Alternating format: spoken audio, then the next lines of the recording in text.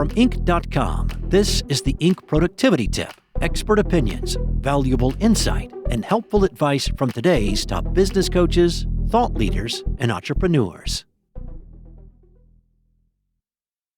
Would you like to have a sharper brain? I'm going to guess that the answer to that question is yes. And a new Harvard study says that you should start eating a particular way to have a sharper brain. And out of 6 good diets, one stood out above all the rest. A 41% lower risk of cognitive decline. That's what a new Harvard study of almost 160,000 people found for a single specific diet that outperformed 5 other healthy eating patterns in a head-to-head comparison. The diet is called DASH, which stands for Dietary Approaches to Stop Hypertension. Now, it is not new. And, 3 years ago, Bill Murphy Jr., the founder of Understandably, who wrote this article, covered a study out of NYU that tracked roughly 5,000 women for 30 years and found that those who followed the DASH diet most closely in middle age reported 17% better memory outcomes decades later. But this new study, published back in February in JAMA Neurology, tracked roughly 31 times as many people, and the connection to memory and cognition was more than twice as strong. Lead author Wei Chen and a Harvard-affiliated team, including senior authors Walter Willett and Alberto Ascherio, combined data from 3 of the longest-running studies in American medical history: the Nurses' Health Study, Nurses' Health Study 2, and the Health Professionals Follow-Up Study.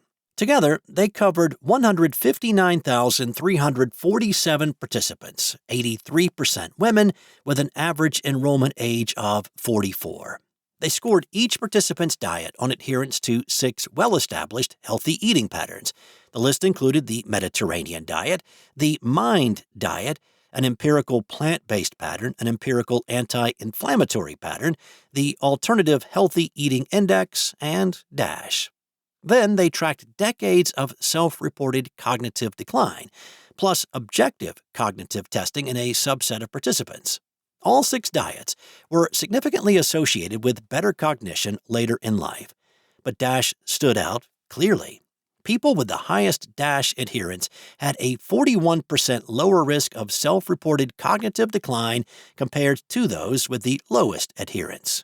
The DASH diet was originally developed to lower blood pressure, not to protect the brain.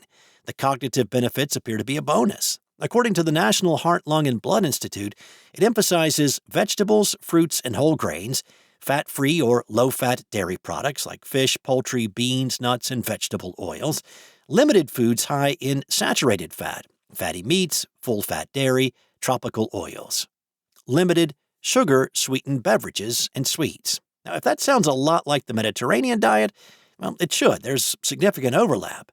The differences are at the margins. DASH puts more emphasis on dairy and on limiting sodium specifically. Mediterranean leans harder on olive oil and fish. In this new head-to-head test, those margins added up to a meaningful gap. Now, this is observational research, not a controlled trial. It can show association, not prove causation. Also, diet data was self-reported through food frequency questionnaires over decades, which carries the usual recall error limitations. Now, last, the participant pool skews heavily toward women and health professionals, nurses and doctors. But the size of the sample matters, and so does the design. With nearly 160,000 people who were followed for decades, all lining up behind one specific eating pattern as the strongest predictor of cognitive function in old age, well, you'd have to be a more confident person than most to ignore it.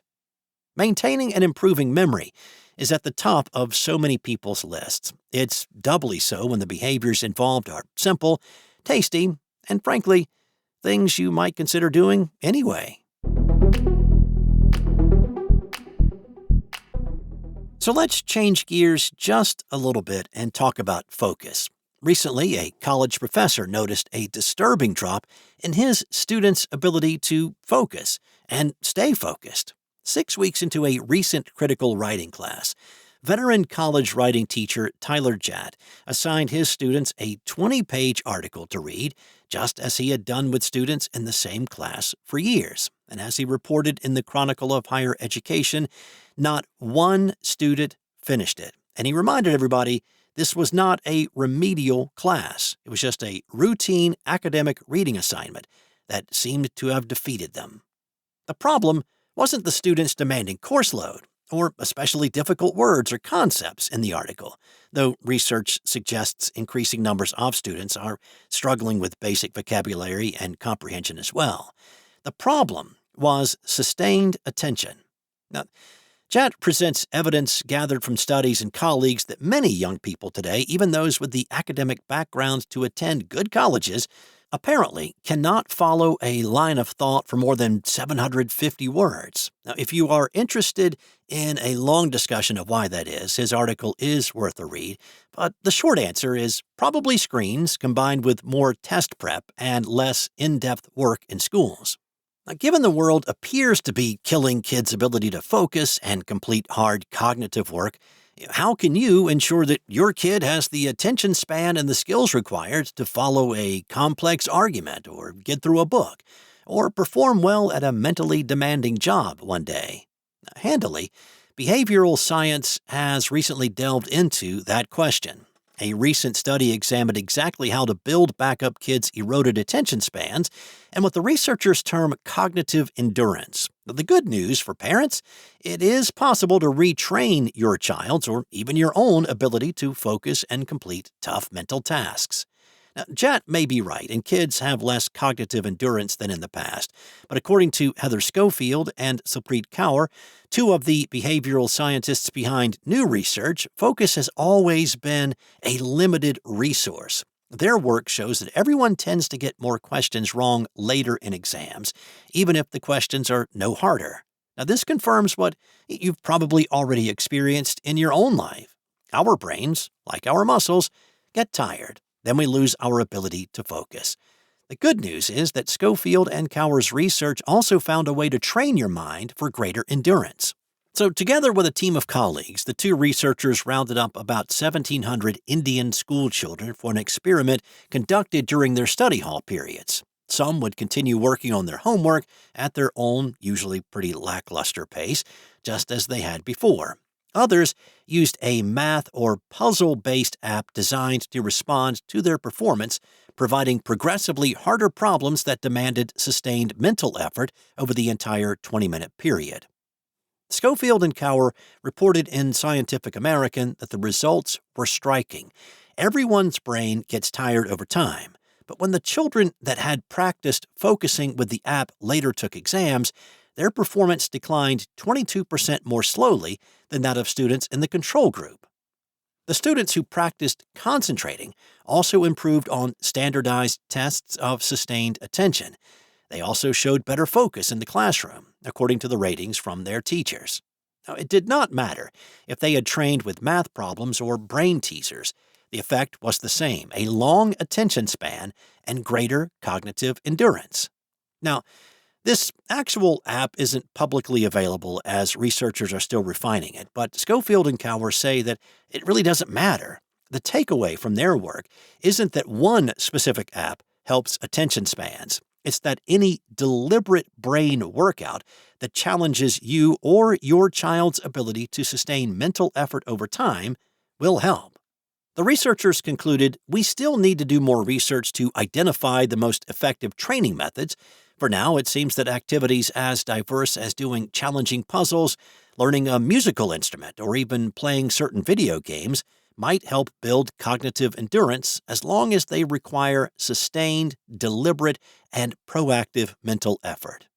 And these types of interventions could benefit anyone who may be exposed to fewer periods of sustained focus as the world shifts toward greater engagement with endless scrolls of bite-sized social media. Now, if you want to ensure your child can follow a dense 20-page report, enjoy a great novel, or do well in a course like Jatt's one day, that's fantastic news. We're not doomed to declining mental stamina by a world of brain rot. Just as a program of physical exercise can build back weakened muscles, deliberately stretching your concentration with progressively greater challenges can restore your attention span and cognitive endurance. Now, all we have to do is get ourselves and our kids to turn off our screens and actually do it. That's all for today. These expert opinions were written by Bill Thompson, the founder of Understandably, and frequent Inc. contributor Jessica Stillman. For more expert opinions from today's top business coaches and thought leaders, go to Inc.com/lead. Be sure to come back next week for more helpful tips from Inc.